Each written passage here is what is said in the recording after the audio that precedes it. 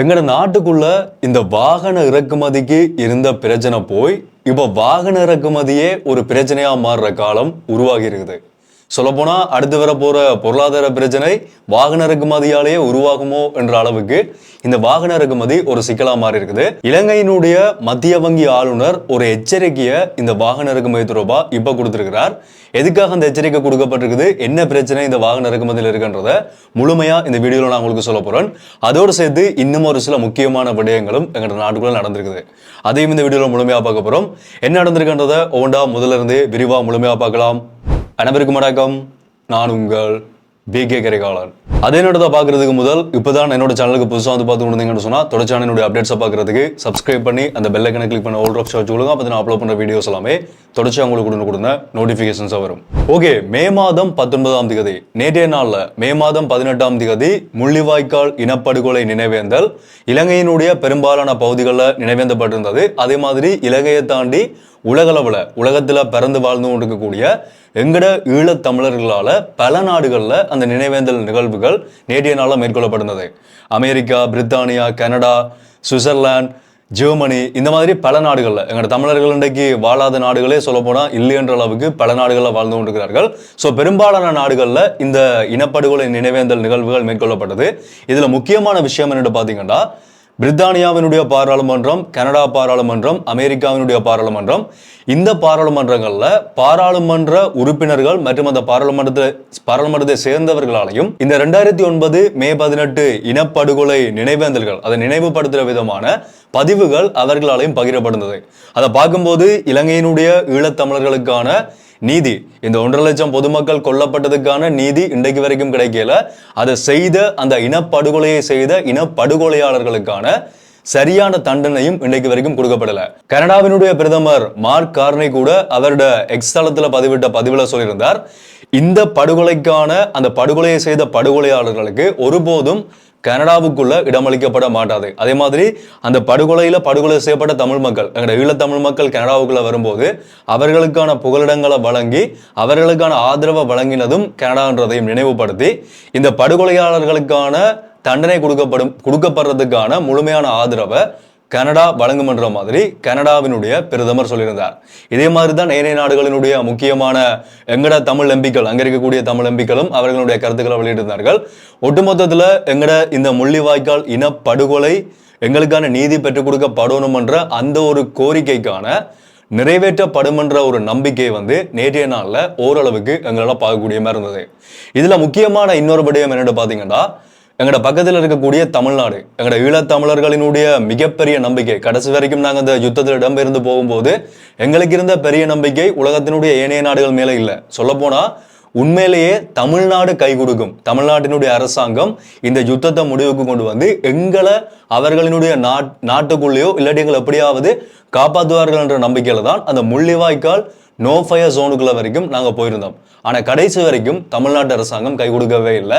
நாங்கள் சாகிறதுக்கு காரணமானது அப்போ இருந்த அந்த தமிழ்நாட்டு அரசாங்கம் தான். தமிழ் மக்கள் மத்தியில் அந்த விடயங்களை கொண்டு போய் சேர்க்க விடாம, மக்களை ஒன்றிணைய விடாம வடிவா பார்த்து கொண்டு எங்களை கொலை செய்த அரசாங்கமும் தமிழ்நாட்டினுடைய அப்போதைய அரசாங்கம் என்றது எல்லாருக்குமே தெரியும். ஆனா இப்ப பல வருடங்களுக்கு பிறகு ஒரு புதிய மாற்றமா, புதிய ஆட்சிக்கு வந்திருக்கக்கூடிய இந்த தமிழக வெற்றி கழகத்தினுடைய புதிய முதலமைச்சர் ஜோசப் விஜய் அவர்கள் இந்த முள்ளிவாய்க்கால் நினைவேந்தல் தொடர்பான ஒரு பதிவை நேற்று பதிவிட்டிருந்தார். அதுல அவர் என்ன சொல்லியிருக்கிறார் என்று பாத்தீங்கன்னா, முள்ளிவாய்க்கால் நினைவுகளை இதயத்தில் ஏந்துவோம், கடல் கடந்து வாழும் தமிழ் சொந்தங்களின் உரிமைகளுக்காக எப்போதும் துணை நிற்போம் என்று சொல்லி இந்த முள்ளிவாய்க்கால் நினைவேந்தல் பதிவை அவருடைய எக்ஸ் தளத்துல பதிவிட்டிருக்கிறார். இந்த புதிய அரசாங்கம் காங்கிரஸோட கூட்டணி அமைச்சிருக்கிறதும் இப்போ ஒரு பெரிய விமர்சனமா மாறி இருக்குது. ஏன்னா 2009ஆம் ஆண்டுல திராவிட முன்னேற்ற கழகம் அப்ப இருந்த ஆட்சியாளர்கள் காங்கிரஸ் அரசாங்கத்தோட ஒன்றாண்டு தான் எங்களினுடைய அழிவுக்கான முதல் காரணமா இந்த இலங்கையினுடைய அரசோட துணை நின்றது எல்லாருக்குமே தெரிஞ்சிருக்கும். அதே காங்கிரஸோட இவர்கள் கூட்டணி அமைச்சு தான் ஆட்சியை கைப்பற்றிருக்கிறார்கள் என்றதும் இப்ப இருக்கக்கூடிய ஒரு விமர்சனம். அது ஒரு பக்கமா இருந்தாலும் இன்னொரு பக்கமா பாத்தீங்கன்னு சொன்னா ஈழத்தமிழர்களுக்கு ஒரு பெரிய எதிர்பார்ப்பு இருக்குது. இந்த விஜய் அவர்களினுடைய கட்சியின் மேல, இவர்களுடைய ஆட்சியின் மேல ஏதோ ஒரு வகையான தீர்வை பெற்று கொடுப்பார்கள் என்ற ஒரு நம்பிக்கையை வச்சிருக்கிறார்கள். அதை எப்படி இந்த விஜயினுடைய கட்சியும் அவர்களுடைய ஆட்சியும் அதை செயல்படுத்துறார்கள்ன்றதை நாங்க பொறுத்திருந்து பார்க்கலாம். ஓகே, அதே மாதிரி இன்னொரு முக்கியமான விடயம் என்னன்னு பாத்தீங்கன்னா, நேற்றைய நாள்ல சென்னையில ஒரு பெரிய ஒரு போராட்டம், இந்த நினைவேந்தலுக்கான ஒரு போராட்டமும் முன்னெடுக்கப்படுகிறது. ஒரு காணொளி சமூக ஊடகங்கள்ல வைரலா போய்கொண்டிருந்தது.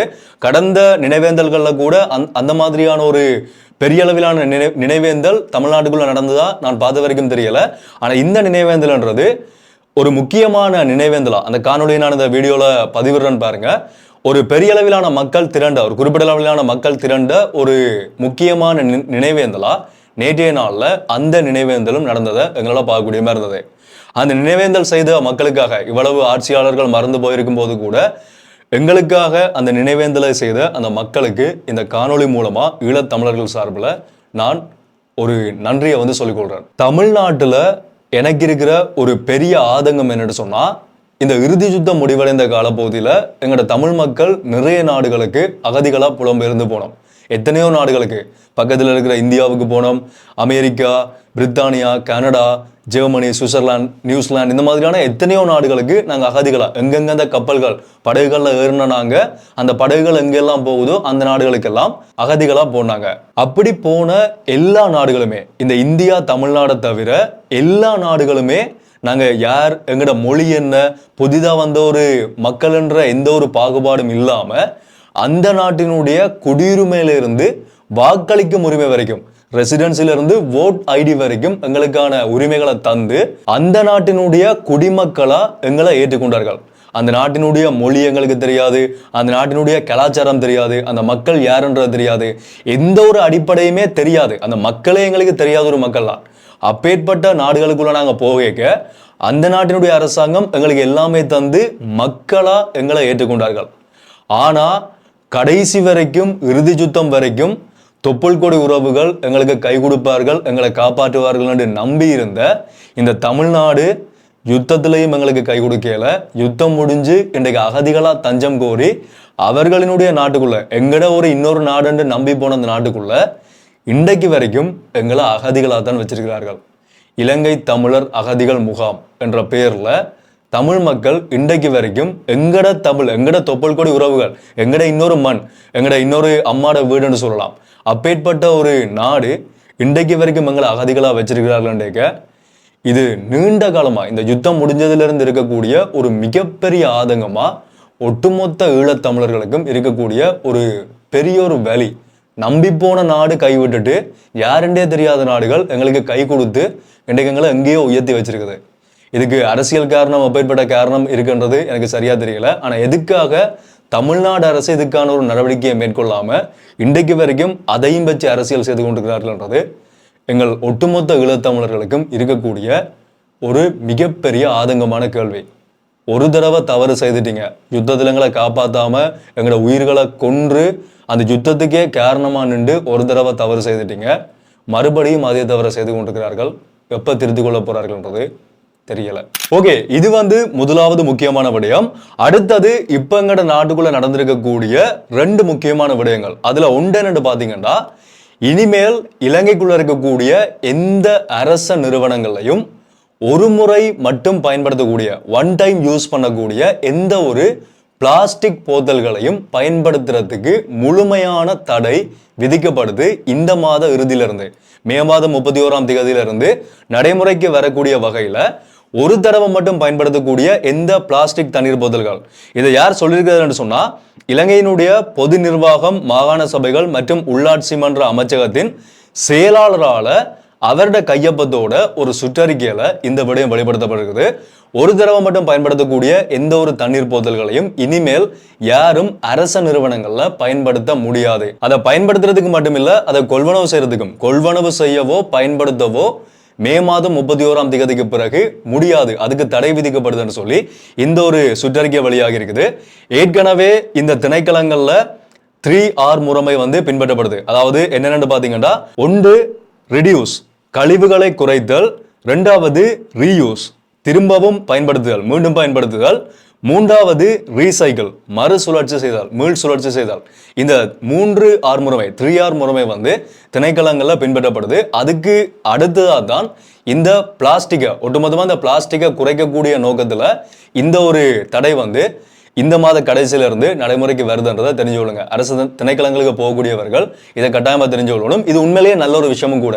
இந்த ஒரு தடவை மட்டும் பயன்படுத்தக்கூடிய, நாங்கள் என்ன செய்வோம், சாதாரணமா ஒரு கடையில போய் தண்ணி போத்தலை வாங்கிட்டு ஒவ்வொரு வீடுகள்லையுமே அந்த தண்ணீர் போத்தல் கிட்டத்தட்ட 2-3 மாதங்களுக்கு திரும்ப திரும்ப தண்ணீர் பாவிக்கிறதுக்காக பயன்படுத்தி கொண்டிருப்போம். உங்களோட வீட்டில் எத்தனை பேர் ஃப்ரிட்ஜில் பிளாஸ்டிக் தண்ணி போத்தல்கள் இருக்குன்றதை போய் பாருங்க.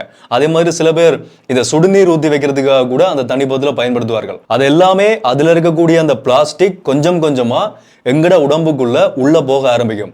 ஒரு ரிசர்ச்சில் நான் இதை பற்றின ஒரு முழுமையான ரிசர்ச் வந்து ஏற்கனவே ஒரு வீடியோலையும் போஸ்ட் பண்ணியிருந்தேன். திரும்பவும் ஒரு வீடியோ நான் போஸ்ட் பண்ணுவேன்.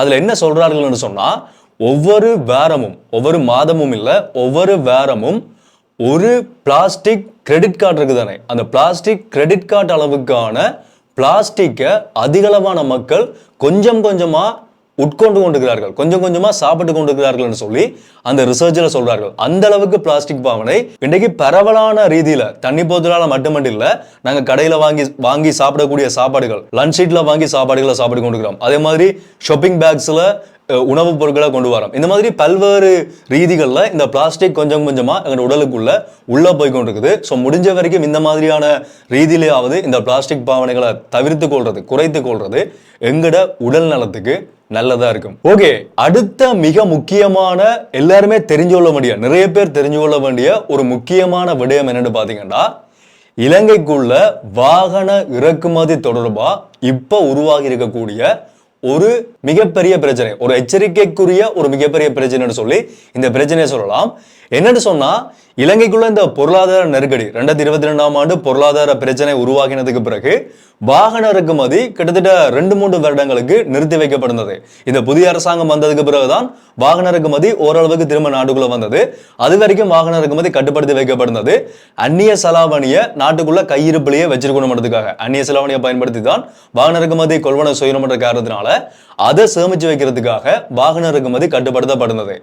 அதுக்கு பிறகு கடந்த வருடம் இந்த வாகன இறக்குமதிக்காக எவ்வளவு பணம் அந்நிய செலாவணியிலிருந்து செலவிடப்படும் சொல்லி கணிக்கப்பட்டதுன்னு பாத்தீங்கன்னா, அவர்கள் கணிச்ச பணம் எவ்வளவுன்னு பாத்தீங்கன்னா 1.5 பில்லியன் அமெரிக்க டாலர்கள்.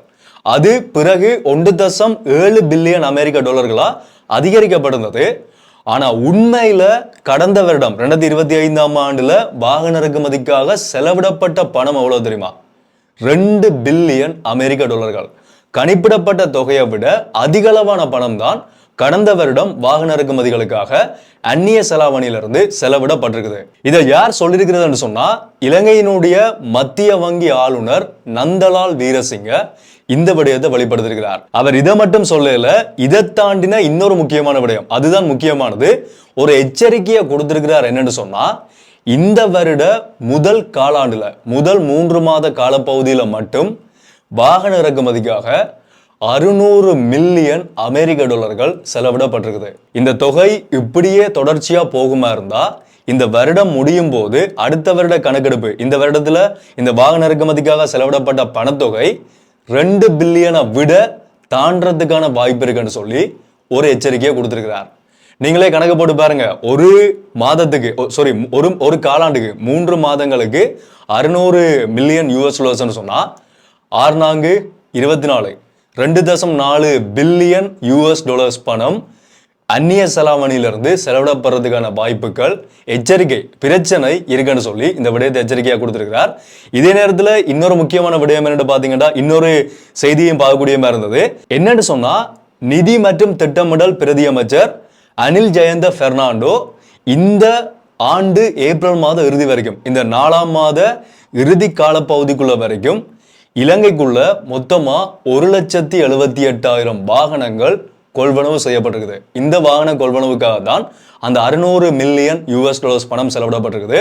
அதுல கொள்வனவு செய்யப்பட்ட வாகனங்களுக்குள்ள எந்த வாகனங்கள் அதிகமாக கொள்வனவு செய்யப்பட்டிருக்குன்னு பாத்தீங்கன்னா, பைக்கும் ஆட்டோக்களும். இதுக்குள்ள இந்த கொள்வனவை கட்டுப்படுத்துறதுக்காக சூழல் மாசுபடக்கூடாது, அந்நிய செலாவணி அதிகமாக செலவிடப்படக்கூடாதுன்றதுக்காக 50% மேலதிக கட்டணத்தையும் ஒரு புதிய முறைமையா கொண்டு வந்திருந்தார்கள். லீசிங்ல எல்லாம் பாத்தீங்கன்னு சொன்னா 50% கட்டணத்தை செலுத்தினா மட்டும்தான் அதுக்கு மேல லீசிங் போடப்படும். ஸோ யார்டையாச்சும் இருந்து கைமாற்ற போனால் மட்டும்தான் 70% லீசிங் கொடுக்கப்படும், 50% லீசிங் தான் கொடுக்கப்பட்டு கொண்டு வந்தது. இது எல்லாத்தையுமே தாண்டி தான் எங்கடையாக்கள் 1,78,000 வாகனங்களை நாட்டுக்குள்ள இறக்குமதி செய்திருக்கிறார்கள். இது இந்த காலப்பகுதியில் மட்டும். ஸோ ஜோஜி பாருங்க, இப்படி வாகனங்கள் கொள்வனவு செய்யப்பட்டு கொண்டிருந்தா ரோட்ல ஏன் வீதி விபத்துகள் நடக்காது, ஏன் மக்கள் இறந்து போக மாட்டார்கள்? இந்த வாகன கொள்வனவு மட்டும் வீதி விபத்துக்கான காரணம்னு சொல்ல வரையில, ஆனா அதிகளவான வாகன இறக்குமதி எங்கட நாட்டுக்குள்ள நடந்து கொண்டிருக்கின்றதுதான் ஒரு வெளிப்படையான உண்மை. தேவைக்கு அதிகமான வாகனங்கள் ஒவ்வொரு வீடுகளையும் ஒவ்வொருத்தரும் தேவைக்கு அதிகமான வாகனங்களை கொள்வனவு செஞ்சு கொண்டிருக்கிறார்கள்ன்றதுதான் இங்க இருக்கக்கூடிய ஒரு யதார்த்தமான உண்மை. உடனடியா அரசாங்கம் ஏதோ ஒரு வகையில இந்த வாகன இறக்குமதியவோ இல்லாட்டி இந்த வாகன இறக்குமதிக்கான ஏதாவது ஒரு கட்டுப்பாடுகளை கொண்டு வந்தா மட்டும்தான் நிறைய பிரச்சனைகள்ல இருந்து நாட்டை காப்பாற்ற முடியும். நான் ஆரம்பத்திலேயே சொன்ன மாதிரி அடுத்து வரப்போற பொருளாதார பிரச்சனை, கடந்த கால ஆட்சியாளர்கள் ஊழல் செய்து நாட்டை பொருளாதார சிக்கலுக்குள்ள உள்ளாக்கினார்கள். ஆனா இப்ப வாகன இறக்குமதியால அந்நிய செலாவணி இல்லாம போய் நாட்டுக்குள்ள பிரச்சனை வரப்போகுதுன்ற அளவுக்கு, அப்படி பிரச்சனை வர வாய்ப்பு இல்லை, அந்த அளவுக்கு இந்த வாகன இறக்குமதிகள் நடந்து கொண்டிருக்குது. ஸோ உடனடியாக கட்டுப்படுத்த வேண்டிய ஒரு முக்கியமான பிரச்சனை அந்த பிரச்சனை மாறி இருக்குது. மத்திய வங்கியினுடைய ஆளுநர் எச்சரிக்கை கொடுத்திருக்கபடியா கட்டாயமா அரசாங்கம் இதுக்கான நடவடிக்கைகளை எடுப்பார்கள் சொல்லி இப்ப எதிர்பார்க்கப்படுது. வாகனத்தினுடைய விலைகளினுடைய அதிகரிப்பும் அதிகரிக்கப்பட போகுதுன்ற மாதிரி ஒரு செய்தி போய்கொண்டிருக்குது. பொறுத்திருந்து பார்க்கலாம். ஸோ இவ்வளவு விடயங்களை தான் இந்த வீடியோவில் நாங்களோட ஷாப்பிங் வச்சிருந்தால் இதை பற்றி உங்களுடைய கருத்துக்களை நீங்கள் தாராளமாக இருக்க கமெண்ட்ல சொல்லிடலாம். தொடர்ச்சியாக வரக்கூடிய எங்கள் நாட்டுக்குள்ள நடக்கக்கூடிய உலகத்தில் நடக்கக்கூடிய எல்லா விடயங்களையுமே நீங்கள் உடனே தெரிஞ்சுக்கணும்னு சொன்னால் சப்ஸ்கிரைப் பண்ணிருப்பீங்க. அப்படி பண்ணலன்னு சொன்னால் போய் சப்ஸ்கிரைப் பண்ணி இந்த பெல் ஐக்கனை கிளிக் பண்ண ஒரு ஆப்ஷன் வச்சுக்கோங்க. அப்போ நான் அப்லோட் பண்ண வீடியோஸ் எல்லாமே தொடர்ச்சியாக உங்களுக்கு கூட நோட்டிஃபிகேஷன்ஸாக வரும். ஸோ மீண்டும் ஒரு வீடியோவில் சந்திப்போம். நன்றி.